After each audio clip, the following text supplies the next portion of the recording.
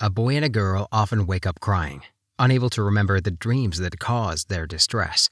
They only feel a profound sense of having lost something important and are overwhelmed by a persistent feeling of searching for it. They both clearly recall a memorable day where the stars appear to fall from the sky, leaving them mesmerized by the stunning view. As Mitsuha sleeps, she dreams of a train door opening while she calls out the name Taki. In the midst of a crowd, leaving the train, she keeps looking back at him. She removes her hair ribbon and throws it toward him, hoping he will catch it so they can stay connected. As she tells him her name is Mitsuha, she wakes up scared and sweating. She stares at her unfamiliar surroundings, confused. Looking down at her body, she cups her breasts. Her sister walks into the room, notices her weird behavior, and asks what she is doing. Mitsuha simply replies that they feel real. Realizing someone is speaking to her, she turns to see her sister, who tells her to join for breakfast. Mitsuha walks to the mirror and lets her dress slide down her body. When she sees her reflection, she screams in horror. She joins her sister and grandmother at the table and begins serving food into her bowl. Her grandmother looks at her and says that she is finally back to normal. Her sister, meanwhile, teases her about acting strangely the day before. Mitsuha turns on the TV and finds a news channel reporting on an upcoming comet that will be visible to the naked eye over the next few days. In her room, she braids her hair and then leaves for school. On her way, Sayaka and Teshigawara ride up on a bicycle and stop to greet her.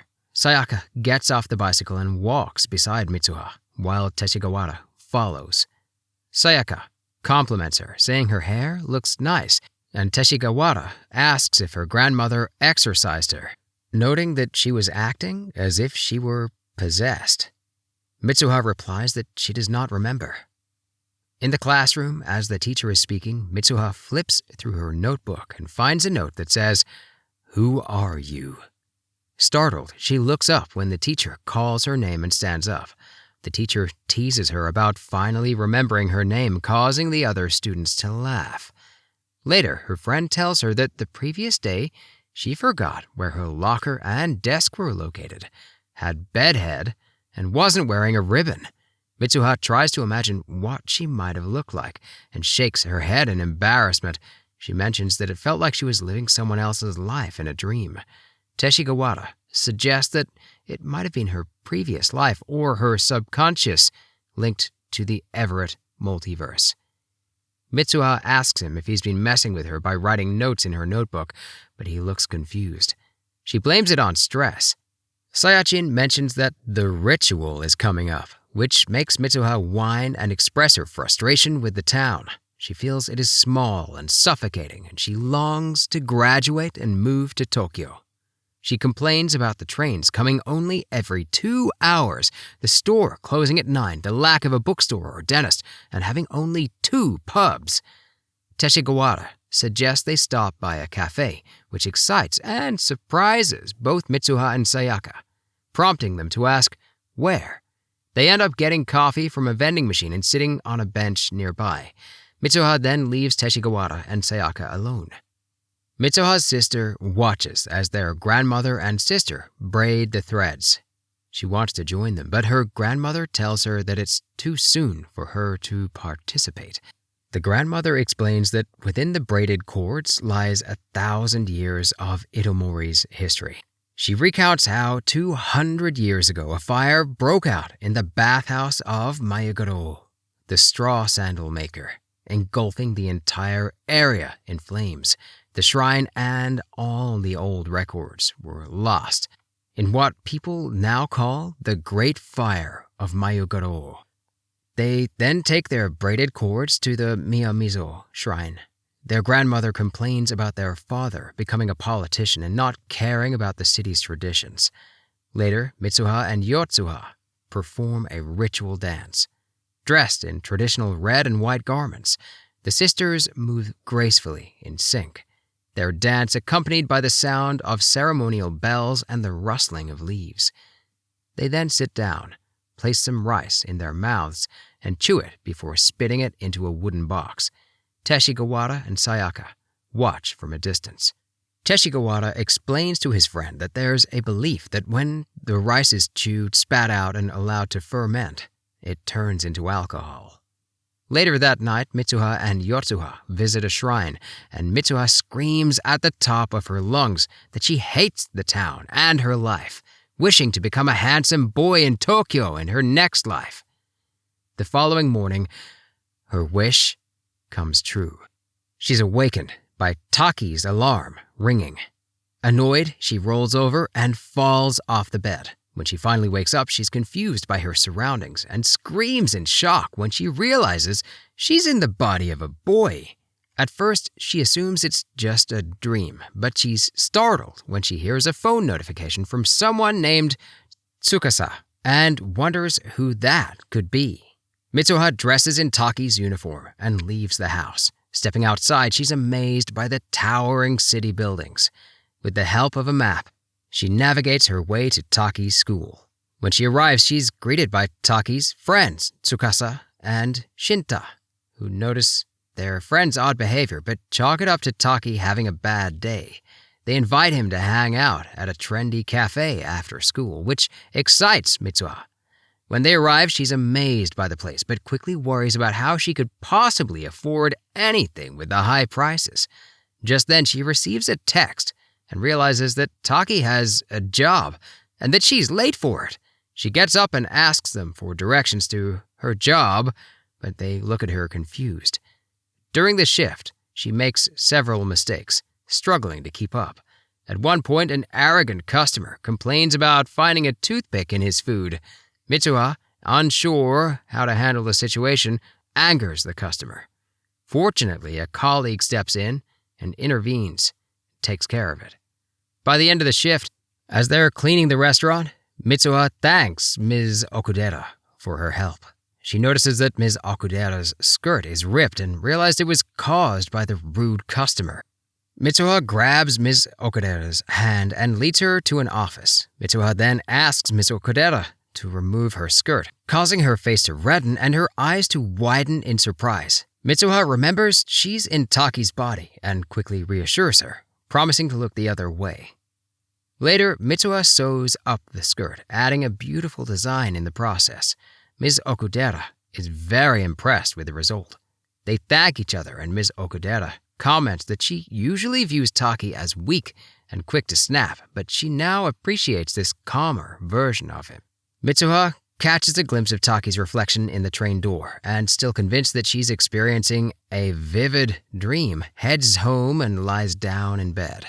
Curious, she browses through Taki's phone, checking his notes and pictures. She finds several pictures of Ms. Okudera, which make her giggle, thinking that the woman must be Taki's crush.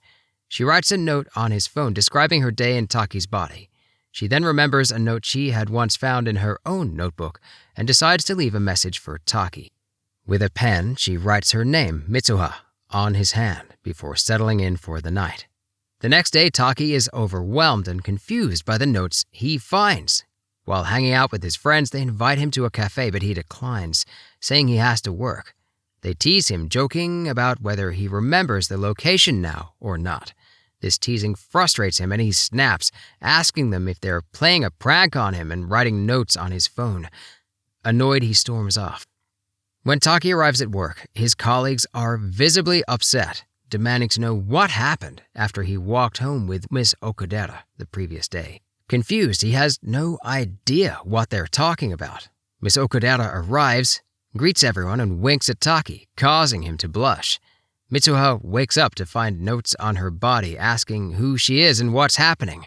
Her sister calls her for breakfast and teasingly comments on her not feeling up her breasts today. The realization that Taki might have touched her body embarrasses her deeply. At school, she notices that everyone is staring at her, which leaves her confused. Her friends eventually fill her in on her strange behavior the previous day. Returning home, Mitsuha goes through her journal and discovers more notes.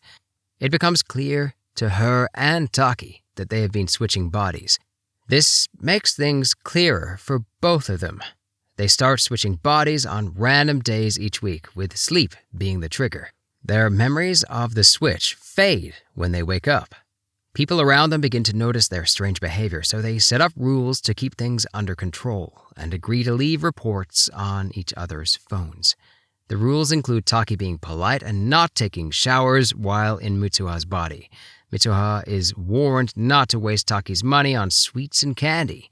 Despite their best efforts, they can't resist having some fun at each other's expense.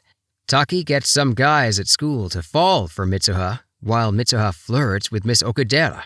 They both get frustrated with each other for breaking the rules. When Mitsuha switches back to her own body, her family and friends are worried because she hasn't been acting like herself lately. Her friends explain how strange her behavior has been. Later, in Mitsuha's body, Taki accompanies her grandmother, Hitoha, and her younger sister, Yotsha, to the Shinto shrine on a mountain near Itomori. They leave an offering of kuchi kamizake, which is made with Mitsuha's saliva.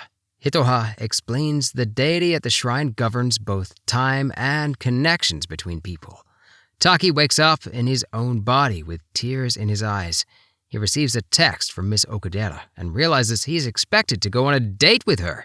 He finds the details in his phone, written by Mitsuha. Taki meets up with Miss Okudera, feeling nervous and blushing as he sees her. Mitsuha, from her own perspective, is pleased that she set them up. As she styles her hair in the mirror, tears begin to stream down her face for no apparent reason. Miss Okudera mentions that she can tell Taki is preoccupied with someone else, but Taki denies it. Mitsuha's latest note tells Taki that a comet is expected to pass by Earth by the end of the day. Taki is confused and doesn't understand what she is referring to. Mitsuha goes out with her friends to see the comet. Taki tries to reach out to her, but her number is unavailable, so he decides to wait until they swap bodies again to tell her about the date. After this, the body switching stops as suddenly as it began. Taki, Okudera, and their friend Tsukasa set out to search for Mitsuha. Since Taki doesn't know the name of Mitsuha's village, he sketches the landscape from memory. A restaurant owner in Takayama recognizes the town as Itomori and offers to take Taki and his friends there. When they arrive, they find the town almost completely destroyed by fragments from Tiamat. Realizing that the comet passed 3 years earlier, Taki understands that he and Mitsuha were separated by 3 years. His friends suggest that he might be mistaken, but Taki insists that this is the right place and that he remembers everything about it.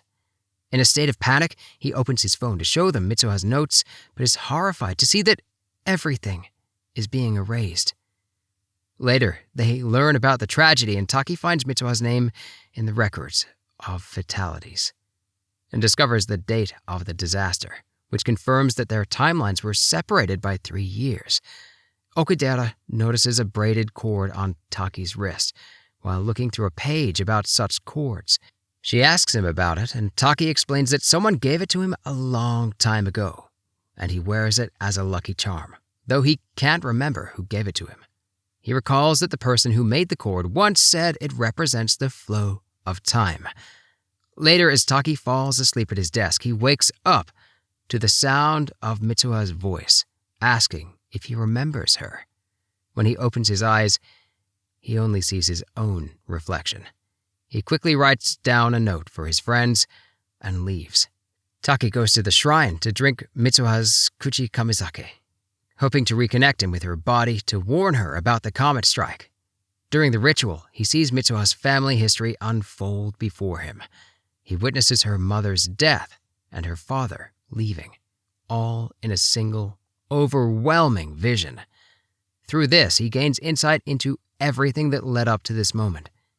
He wakes up in Mitsuha's body on the morning of the town festival. Mitsuha's grandmother quickly deduces his true identity and explains that the body switching is part of the Miyamizu family's history as caretakers of the shrine. Determined to save the town, Taki convinces Mitsuha's friends Teshigawara and Sayaka to help with an evacuation plan. Taki tries to persuade Mitsuha's father to help her, but he refuses and does not believe his daughter. Desperate, Taki then attempts to convince Mitsuha's sister to take their grandmother and leave before nightfall, warning her that otherwise, they'll die. Mitsuha wakes up in Taki's body in the shrine and is confused about what he is doing there. Realizing that Mitsuha must be in his body at the shrine, Taki rushes back to find her. Taki has a vision and recalls that Mitsuha once came to Tokyo to find him. Although he didn't recognize her at the time, she gave him a red ribbon that he has worn ever since. As Taki arrives at the shrine just before sunset, he and Mitsuha sense each other's presence. They can hear each other, but cannot see one another, separated by 3 years. When the twilight falls, they return to their own bodies and finally meet. They try to write each other's names on their hands to remember each other, but as twilight fades, Mitsuha begins to disappear before she can finish writing her name. Desperate, Mitsuha races back to town to blow up the power plant and persuade her father to evacuate the town since he is Itomori's mayor. As she does, her memories of Taki start to fade. She realizes that Taki had written "I love you" on her hand instead of his name. The comet's fragment crashes to Earth, destroying Itomori. Taki wakes up in his own time at the shrine, with no memory of what happened. Years later, Taki is searching for a job. He is interested and he learns about the inhabitants of Itomori, who survived by following the mayor's evacuation order. One day, as Taki and Mitsuha's trains draw parallel, they feel an inexplicable pull and are compelled to search for each other. They finally meet on a staircase. Despite a strong sense of familiarity, they ask for each other's names. Did you get chills as much as I did when you saw this movie? If you did, and you want to hear more recaps about other movies and anime series, please subscribe, like this video, and tap that notification bell so you know when the next one's coming out. Thanks so much for listening. Bye.